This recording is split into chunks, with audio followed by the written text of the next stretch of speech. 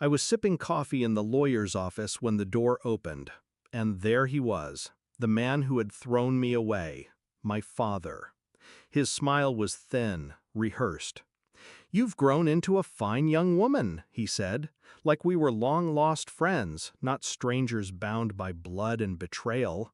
I didn't answer. I let him talk. People always reveal more when they think silence means weakness. I was 8 when he told me I was worthless.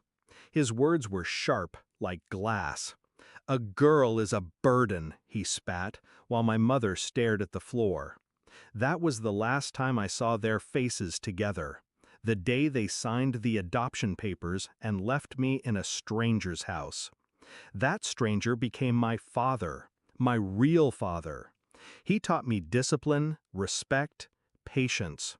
And when cancer took him, he left me his empire.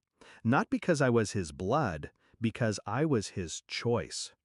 My biological father didn't come to mourn. He came when the money made headlines. Suddenly, the daughter he abandoned had value. At first, he played the role well. The regretful parent, the man haunted by his mistake. He brought flowers to the grave. He cried in front of journalists. He told anyone who would listen that he wanted a second chance. But I knew better. It started small, whispers about my capability to handle the fortune. Doubts planted in boardrooms by anonymous sources. Old classmates appearing with fake debts, conveniently tied back to him. He wasn't rebuilding a bridge, he was laying siege. And I let him, because you can't destroy a man's empire until you've mapped every weak wall. I studied him the way he never studied me. His new business was drowning in debt. His associates were sharks, circling, waiting for him to bleed. His name, once powerful, now rotted in backroom deals and broken promises. He didn't come back for me. He came back to use me, my fortune, my name, my credibility. So I gave him just enough rope to hang himself. I invited him into my world. Dinner at my penthouse. A seat beside me at charity galas. The cameras loved it. The prodigal father and the forgiving daughter. I let the story spread. Behind closed doors, I signed documents he didn't read. Transfers that looked like gifts. Partnerships that looked like trust. Every signature tied his failing businesses to my accounts. But the terms were mine.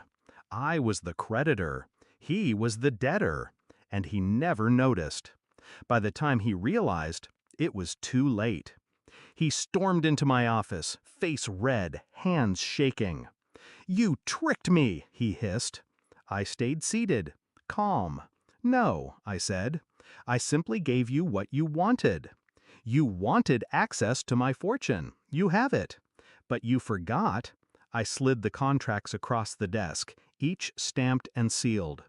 "Access and ownership aren't the same." His eyes scanned the pages. Confusion first, then disbelief, then horror. Every move he made under my name now belonged to me. Every asset he had was collateral. He wasn't my conqueror. He was my pawn. The final blow came swiftly. The press, the same reporters he'd courted, turned on him. Fraud, exploitation, embezzlement. Words splashed across headlines with his picture underneath. I didn't have to lift a finger. He buried himself. I just handed him the shovel. The last time I saw him, he wasn't in a suit. He wasn't smiling. He was slumped in a chair across from me, smaller than I remembered. "You ruined me," he whispered. I leaned forward. "No. You ruined me when I was 8 years old. I just returned the favor." He had nothing left to say. Now the empire is mine, the fortune secure, his name erased. And when people ask me if I regret not forgiving him, I laugh quietly.